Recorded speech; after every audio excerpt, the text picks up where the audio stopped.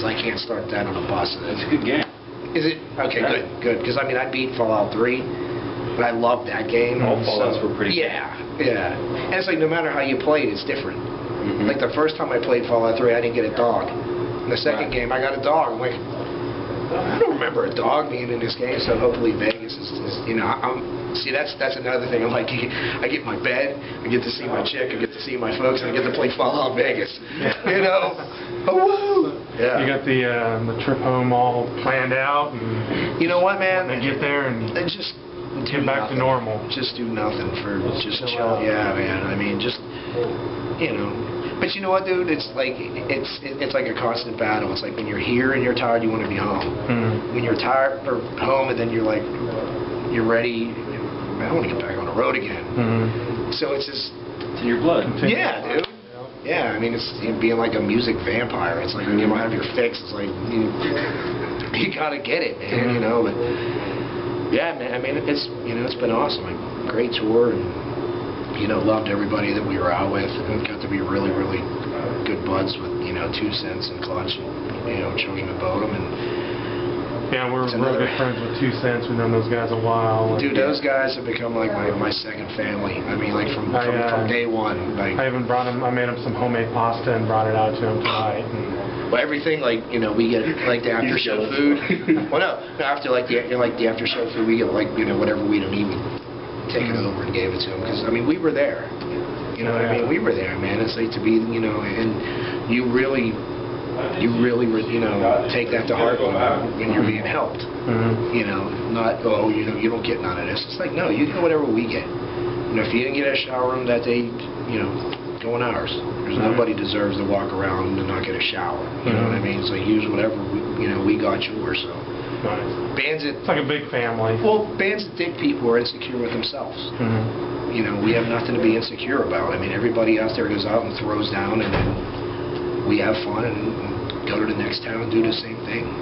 That's awesome. Yeah, I mean, that's because playing in my old band, we got screwed over a lot, and I was like, I'll never do that to anybody. Like setting up until doors and then going, oh, okay, it's your turn. Like, dude, I'm 18 years old, man. Like, and you're just, what? Like, you're just throwing me up in front of the wolves. Like, that never happened. Like, you guys get your time to do your stuff, and everybody gets time to kill it. Save a little hot water for you. Save a little hot water. Is that a Gene Simmons boot tattoo?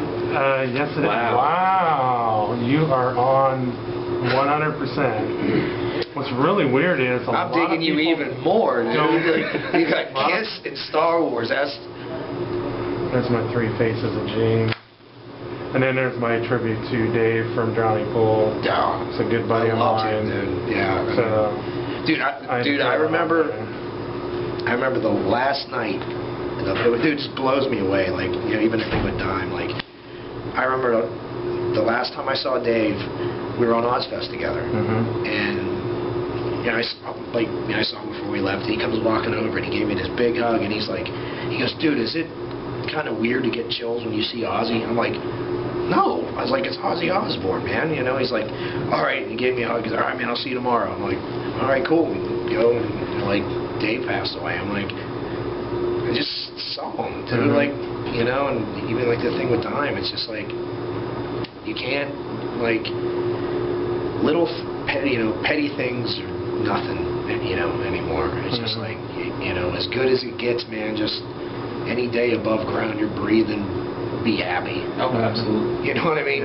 Don't bitch about, oh, I gotta do this, or it's like, you know what, man?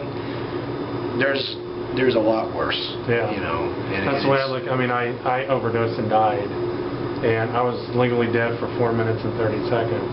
And well, see, I'm 2.5 years sober off of pills. Yeah. So I mean, I was addicted to.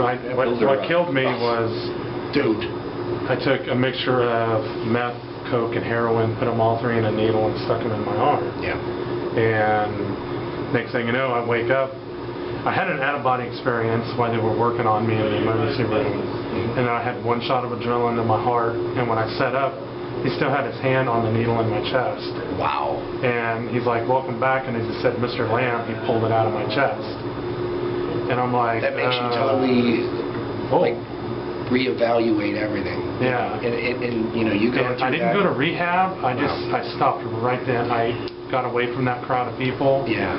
And See, with me, I was, you know, it's just you know, years of it, and then, you know, I didn't go to rehab either. I did it at home, but you know, I had, you know, help, you know, obviously, but I mean, once you go through that, it's just like, you know, I'll sit there and watch Intervention and all that stuff, and I'm like, not that I'm ever going to preach, you know, people are going to do what they're going to do regardless, but like, you know, when you watch that and you see like the family begging for their, you know, loved one to stop, and they don't, you know, and it's just like, it kills me, man, because like, you know, I know what I did to my family, and I know what I did to my, you know, fiance, and like, you know, I said to her, I go, how do you feel, you know, 2 years into our relationship, you get a new guy, you know what I mean? Because like, you know, the first 2 years I was there, it just, you weren't you. No.